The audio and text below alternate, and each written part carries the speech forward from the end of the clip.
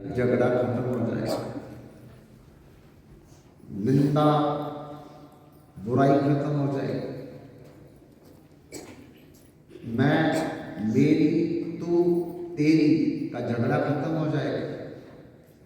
अपना पराया इस सब झमेला खत्म हो जाएगा। तब तक है जब तक हमको समझ नहीं आई कि आखिरी में ये शरीर भी हमारा साथ नहीं जाएगा, बाकी चीजें तो हम कौन सी साथ ले जाएंगे, लेकिन कब जाएंगे ये भी नहीं पता। अभी प्राण निकल जाएंगे तो फिर क्या जवाब है हमारे पास। इसलिए जब तू जागे तब ही सवेरा। जिस दिन समझ आ जाए उसी दिन भगवान के भजन में, सत्संग में, कीर्तन में, कथा में अपना मन लगाने का प्रयास करना चाहिए, क्योंकि यही समय हमारा अपने काम का है। बाकी हमारे काम कोई आने वाला नहीं है। बंधु, जिसको जब समझ आई उसने अपना रास्ता बदल लिया। राजस्थान में खंडेला गांव में एक राजपुरोहित था, शेखावत राजा का नाम था उसका परशुराम। पैसे की कमी नहीं, घर जमीन की कमी नहीं, जायदाद की कोई कमी नहीं, लेकिन अगर कमी है तो संतान की कमी। प्रभु कृपा से बुढ़ापे में उनके घर में एक कन्या ने जन्म लिया और नाम रखा करमैती। बचपन में ही उस कन्या के अच्छे संस्कार, भक्ति भाव में डूबे रहना। जैसे बच्चे बचपन में खेला करते हैं खेलों के साथ, ऐसा कोई उसका स्वभाव नहीं। इसलिए कहते होनहार वीरवान के चिकने चिकने पात। जिसमें जैसा बनना होता है बचपन में उसके लक्षण चिन्ह नजर आने शुरू हो जाते हैं। कीकड़ के पेड़ के छोटे अंकुर को देख करके पता चल जाता है कि ये कीकड़ का पेड़ ही होगा। जामुन के पेड़ के छोटे अंकुर को देख करके पता चलता है कि जामुन का पेड़ होगा। इसलिए जिसने महान भक्त बनना है उसके लक्षण बचपन से नजर आते हैं। जिसने महान डाकू बनना है बचपन से उसके लक्षण दिखेंगे। इसलिए करमैती भगवान के रस में डूबी रहती। जब वो धीरे धीरे 8-10 साल की हुई तो माता पिता को उसके विवाह की चिंता पड़ गई, क्योंकि पहले समय में बच्चों की पवित्रता बनाए रखने के लिए 8-10 साल में विवाह कर दिया जाता था। और लड़की विवाह के बाद मां के पास, पिता के पास ही रहती थी। और जब वो जवान हो जाए तब उसका गोना किया जाता था, मैंने ससुराल में भेजा जाता था। ऐसे ही करमैती के माता पिता ने भी 8-10 साल से पहले ही करमैती का विवाह एक अमीर घराने में कर दिया। और विवाह के बाद करमैती अपने मायके में रहने लगी। लेकिन विवाह में उसकी रुचि थी नहीं। पर लोकलाज समाज में पिता का नाम था, राजा का कुल पुरोहित है, बड़े बड़े लोग जानते हैं।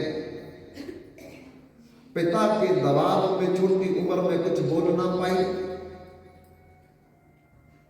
माता के आगे कुछ कह ना पाई, पर अंदर में द्वंद है, युद्ध चल रहा है बड़े स्तर पर कि मैं विवाह ना करती तो अच्छा था, क्योंकि पराधीन सपने सपना ही। ससुराल में जाकर के पता नहीं मैं भगवान का भजन कर पाऊंगी या नहीं कर पाऊंगी, क्योंकि मीरा का जब विवाह हुआ था तो घर में तो वो अलग मंदिर बना करके भजन करती थी, कीर्तन करती थी, लेकिन ससुराल में तो बिल्कुल विपरीत माहौल बनकर के मीरा के लिए खतरनाक युद्ध स्तर पर ले गया। कहीं मेरे साथ भी ऐसा ना हो कि पति ऐसा मिल जाए मेरे को भजन न करने दे, ससुर सास ऐसी मिल जाए सारा दिन काम में लगा करके जब भजन का समय आए तो लड़ाई झगड़ा करना शुरू कर दे। बंधुओं, इसी कश्मकश में कर्माती डूबी रहती है और बड़ी दुखी रहती है। और सच भी है बंधुओं, महाराष्ट्र में एक कन्हाड़ गांव है, अभी भी वहां एक कन्या का विवाह हुआ, सच्ची घटना, और नाम था उसका सुखू।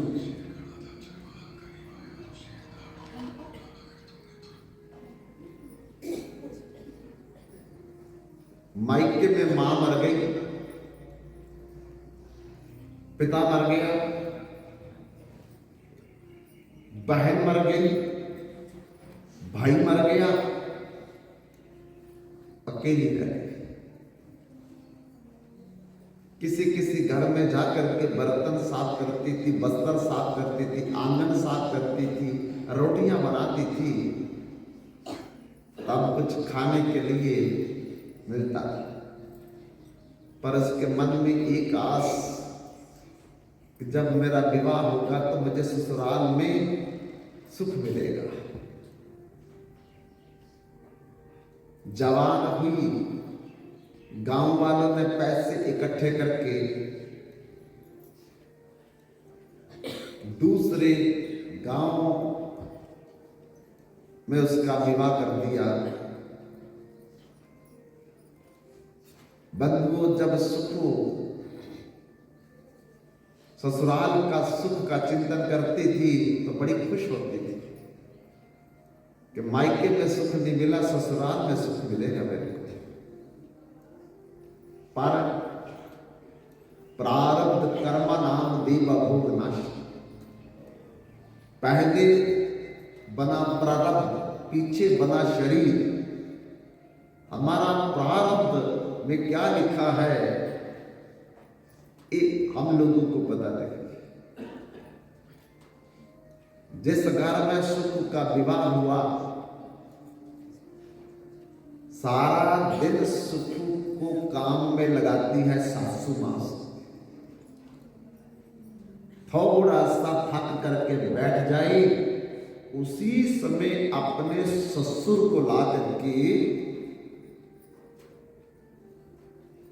और खुद सुखू के बाल पकड़ करके पिटाई करवाती थी कि देखो ये कैसे काम चोर बन करके बैठी है। जब रात को पति आवे काम करके तो उसको बोले कि आज आपकी माता ने बाल पकड़ करके आपके पिता ने मुझे चांटे मारे हैं, तो पति बोलता बकवास मत कर, मेरे माता पिता की तो निंदा करती, बुराई करती है, उल्टा वो भी मारता है। अब सुख जाए तो कहां जाए? बंधुओं, दिन भर दिन सुखों के दिन बुरे होने लगे। दिन भर काम करती है, रात भर पिटाई होती है, न दिन को चैन न रात को नींद। पति को बतावे तो पति उल्टा मारे। अब सुख मन में सोचने लगी कि मायके में तो सुख मिला नहीं, अब ससुराल में तो और बुरा हाल हो गया। अब जिंदा रहना भी मुश्किल है, लेकिन मन में सोचती है कि मरने से पहले अगर मैं एक बार भगवान पंडरीनाथ पंढरपुर में जाकर के दर्शन कर लेती तो मेरा जीवन कम से कम सफल तो हो जाता है। न मायके में सफल हुआ, न ससुराल में सफल हुआ। भगवान का मरने से पहले मैं एक बार दर्शन तो कर लेती, फिर भले मर जाती तो कोई बात नहीं। आत्महत्या का भी सोचती है कि मैं मर जाऊं, लेकिन फिर मन में आता है कि सुना है कि अगर कोई आत्महत्या करता तो मरने के बाद भूत प्रेत पिशाच असुर राक्षस ब्रह्म दैत्य चुड़ैल ये सब बनना पड़ता है, डाकनी शाकनी बनना पड़ता है, और बुरा होगा। अभी तो कुछ मैं अपने हाथ से कर सकती हूं, तो जब भूत प्रेत पिशाच असुर राक्षस ब्रह्म दैत्य चुड़ैल डाकनी शाकनी बन जाऊंगी, जोगनी बन जाऊंगी, तो फिर खा पी भी नहीं सकूंगी और बुरा हाल। न सो सकता आदमी, न खा सकता, न पी सकता। इसलिए आत्महत्या का विचार भी वो त्याग देती है। पर एक आशा जरूर मन में रखती है कि मरने से पहले अगर भगवान का मुझे रुक्मणी मैया का दर्शन हो जाता तो मेरा जीवन कम से कम मरने से पहले सफल तो हो जाता।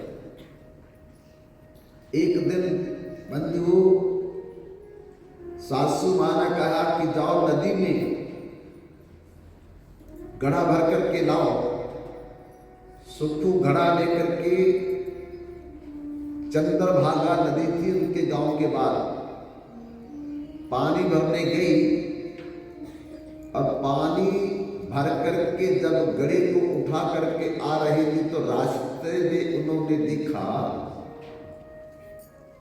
100-200 लोग, जिनमें महिलाओं ने सर पर तुलसी का गमला रखा था, बच्चों ने पीले रंग के झंडे उठाए थे और नौजवान मर्दंग ढोलकी छैना चमटा जंबू लेकर के नाच करके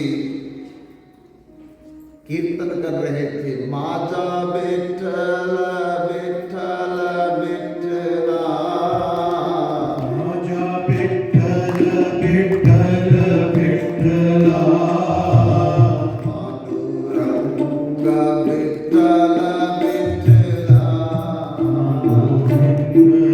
बेठल बेठला, माजा बेठल बेठल बेठला, माजा बेठल बेठल बेठला, पांडुरंगा बेठल बेठला, पांडुरंग बेठल बेठला, पंढरीनाथ विठ्ठल विठ्ठला,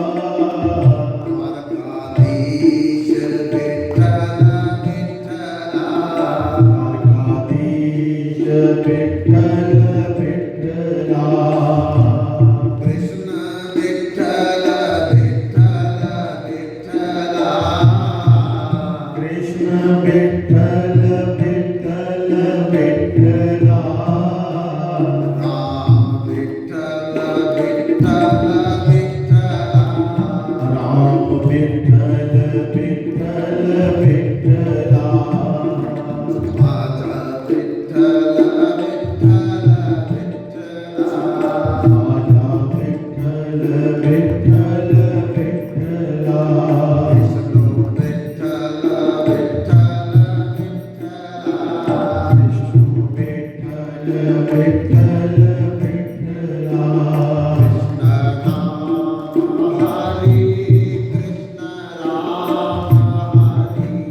कृष्ण राम हरे कृष्ण राम हरे कृष्ण राम हरे कृष्ण राम हरे बोलो कृष्ण राम हरे बोलो कृष्ण राम हरे कृष्ण राम हरे कृष्ण राम हरे कृष्ण राम हरे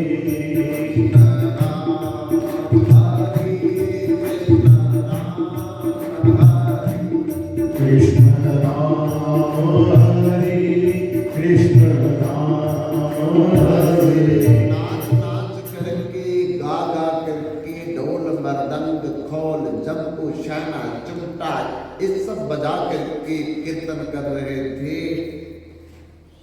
सुख का मन भ्रमित हो गया, खिंच गया, गड़ा जमीन पर रखा और दौड़ करके उस मंडली के पीछे एक वृद्ध माता भी चल रही थी। पूछा, माँ ये क्या हो रहा, तुम किधर जा रहे हो? बुढ़िया माता ने कहा, हम पंढरपुर जा रहे हैं, रुक्मणी और पंडरीनाथ के दर्शन करने के लिए। 15 दिन रहेंगे हम वहां। अच्छा, मैं भी जा सकती हूँ आपके साथ? अरे बेटी, मैं वृद्ध होकर के जा रही हूँ, तू जवान होके नहीं जा सकती? चलो, जीवन का कोई भरोसा नहीं। मन में सोचती है, सासू मां को पता लग गया, बड़ी पिटाई होगी। दौड़ करके वो ससुर को ले आएगी, पति को ले आएगी और बालों से खींच करके मुझे घर में ले जाएगी। फिर नहीं मुझे छोड़ेगी, लेकिन क्या करूं क्या ना करूं? एक मन कहे नहीं जाना, दूसरा मन कहे कुछ नहीं होता, चल देखी जाएगी। बंधु कच्छ में उसने मन में विचार कर लिया कि मैं चली जाऊंगी, कोई बात नहीं। उनके बीच में मिल गए, गड़े को छोड़ दिया। उसको जिंदगी में पहली बार आजादी मिली, पहली बार आनंद मिला। कभी कभी हम घर में बड़े परेशान होते हैं, सत्संग में आकर के बड़ा सुकून मिलता है, बड़ी शांति मिलती है, बड़ा आनंद मिलता है कि नहीं, इस सत्संग में बहुत अच्छा लगता है। कभी कभी देखा आपने, सत्संग में बैठे बैठे बड़ी नींद आती है। नींद क्यों आती है? जब आदमी आनंद में होता है, सुख में होता है, नींद तभी आएगी। दुखी आदमी को नींद आएगी कभी? टेंशन में नींद आएगी कभी? डिप्रेशन में नींद आएगी कभी? घर में भले हमको नींद ना आए, लेकिन सत्संग में जरूर नींद आएगी। उसका मतलब यही है कि सत्संग में एक आराम मिलता है। बंधु, आज पहली बार सुख को अपने जीवन में, जब से वो जवान हुई, थोड़ा सुकून मिला, शांति मिली, सुख मिला और नाचने लगी उनके साथ। भूल गई कि मेरा ससुराल भी है पीछे, सासू ससुर और पति भी मेरे है पीछे। बस उनके साथ विभोर होकर के नाचती जा रही। पीछे से किसी ने देख लिया उसको, उस टोली में जाते हुए तो दौड़ करके उनके ससुराल में जाकर के सासू को बोल दिया, तुम्हारी बहू कहाँ है? बोले चंद्रभागा नदी में जल लेने गई है। जल जुलनी लेने गई, ये देख घड़ा मैं ले आया हूं। घड़ा छोड़ करके वो तो गई, कहां गई? पंढरपुर गई। पंढरपुर गई बिना बताए, दौड़ करके पुत्र को बुला करके ले आई काम से। ससुर को आवाज दी, तीनों दौड़ करके उस टोली के पीछे भागे। बंधु अभी तो टोली गांव के बाहर भी नहीं गई थी, पति ने बालों से पकड़ लिया ससुर को। नाच रही थी बेचारे, लेकिन इस सुख का क्षण कभी मिलता है लेकिन कभी खत्म हो जाता है। और गाली गलौज करने लगा। सासू ने कहा अब छोड़ना मत, इसी को घसीट करके घर में ले जाना। जैसे बंधु 10,000 हाथियों का बल रखने वाला दुर्योधन का छोटा भाई दुशासन द्रौपदी को बालों से खींच करके बड़ी सभा में ले आया था, ऐसे ही सुखू का पति भी घसीट करके बालों से पकड़ करके अपने घर में ले आया।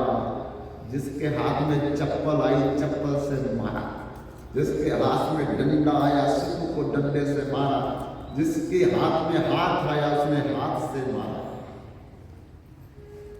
मार मार करके मुख फूल गया सुखू का, हाथ फूल गए, पैर फूल गए। तब भी संतुष्टि नहीं हुई। सासू ने कहा इसको लकड़ी के खंभे के साथ बांध दो रस्सियों से। इसकी मजाल कैसे हो गई कि हमको बिना बताए जा रही थी, अब इसका रोटी पानी बंद कर दो। बंधुओं, पति ने रस्सी लेकर के सुखू को करके लकड़ी के खंभे के साथ बांध दिया। लेकिन ना तो कोई मां सुनने वाली है, ना पिता सुनने वाला, ना मायके में कोई आता जाता था सुखू के पास। एक सहेली थी उसकी, बीना नाम की, कभी कभी चंद्रभागा नदी पर वो भी पानी लेने आती थी, अपना दुख कहती थी। ये भी जाती थी, अपना दुख कहती थी। और इस समय थोड़ा बहुत मिल जाती थी, घर में आने को इजाजत नहीं थी किसी। सुखू को ना किसी के घर जाने देते, ना सुखू के पास कोई मिलने देते। बंधुओं, सुखू को बांध दिया गया, मुख फूल गया, हाथ फूल गए, पैर फूल गए, अन्न जल सब बंद कर दिया। और 3-4 बार शिफ्ट लगा करके ससुर मारता है, सास मारती है, पति मारता है। कई दिन बीत गए। सुखू ने अब सोचा कि अब मैं जिंदा नहीं रहूंगी, क्योंकि ये लोग मेरे को अब जिंदा नहीं रहने देंगे। 4-4, 5-5 बार मारते थे, खाने को कुछ नहीं, पर एक ही इच्छा है। आया क्या इच्छा है कि एक बार मरने से पहले मेरे को भगवान पंडरीनाथ और माता रुक्मणी का दर्शन हो जाता। भले मैं फिर मर जाती तो मुझे कोई चिंता नहीं थी, मरने से पहले एक बार मुझे अपनी माता रुक्मणी और पंडरीनाथ के दर्शन हो जाते, मेरा जीवन धन्य हो जाता। मैं एकदम बड़ी दुखी हो गई, कितने दिनों की भूखी प्यासी। लेकिन आज सुखू से रहा नहीं गया, और सुखू ने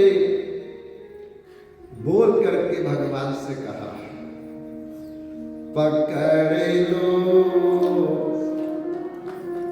हाथ पंडरीनाथ, नहीं तो डूब जाऊंगी। पकड़ लो हाथ पंडरीनाथ, ना, नहीं तो डूब जाऊंगी। पकड़ेगा हाथ पंडरी ना, नहीं तो डूब जाऊंगी। पकड़ लो हाथ पंडरी नाथ, नहीं तो डूब जाऊंगी।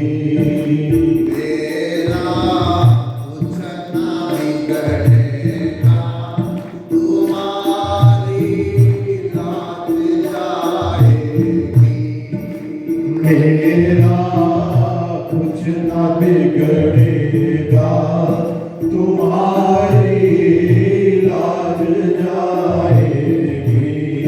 पकड़ लो हाथ पंडरी नाथ, नहीं तो डूब जाऊंगी।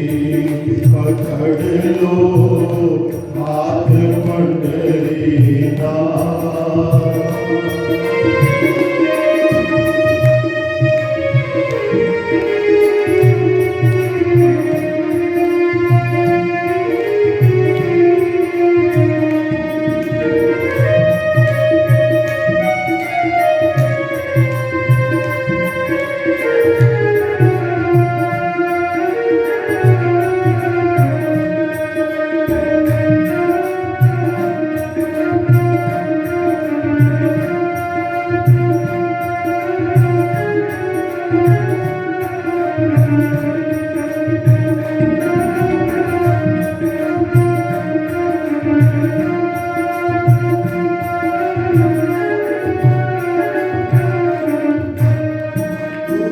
तुम्हारे ही भरोसे पर जमाना छोड़ बैठे हैं। तुम्हारे ही भरोसे पर जमाना छोड़ बैठे हैं।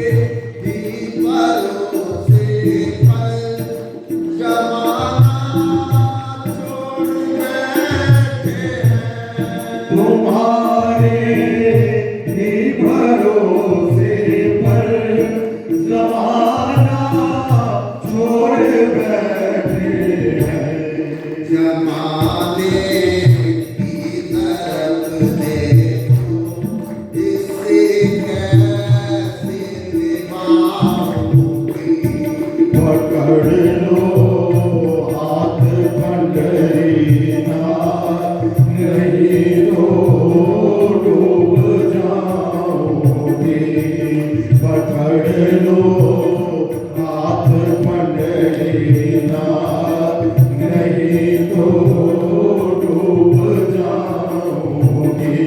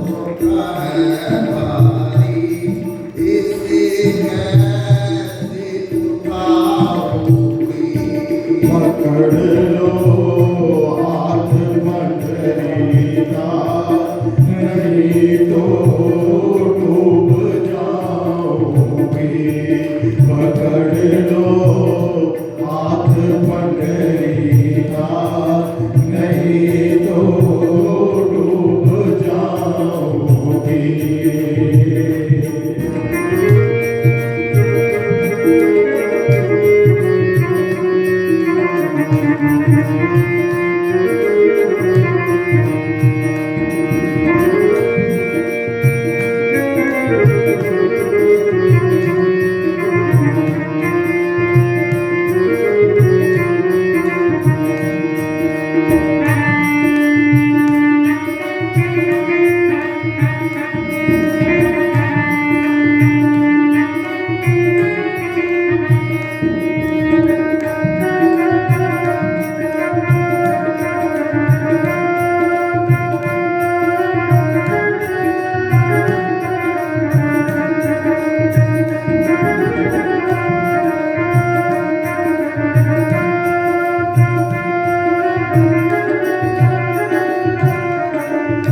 दादे दिल का कहे किससे सहारा ना कोई देगा दर्द दिल का कहे जिसको सहारा ना कोई देगा दादे दिल की कहे किसको सहारा ना कोई देगा दर्द दिल की कहे जिसको सहारा ना कोई देगा होंगे आप ही पंडरीनाथ और किसको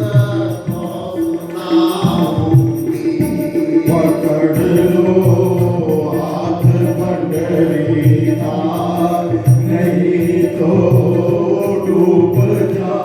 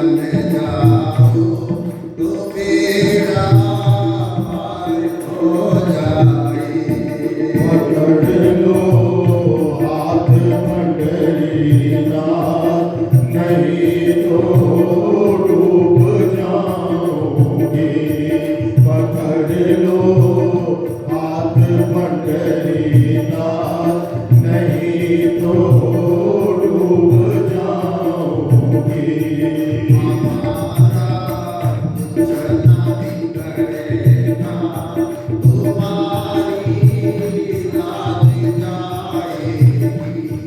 पकड़ लो हाथ पकड़ी दास, नहीं तो डूब जाएगी।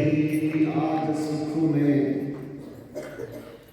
भगवान से रो रो करके पुकार की है, प्रभु इस संसार में मेरा कोई नहीं, न माँ न पिता न भाई न बंधु न पति न जेठ न सास न ससुर, सब मेरे को दुख देने के लिए लगे हुए हैं।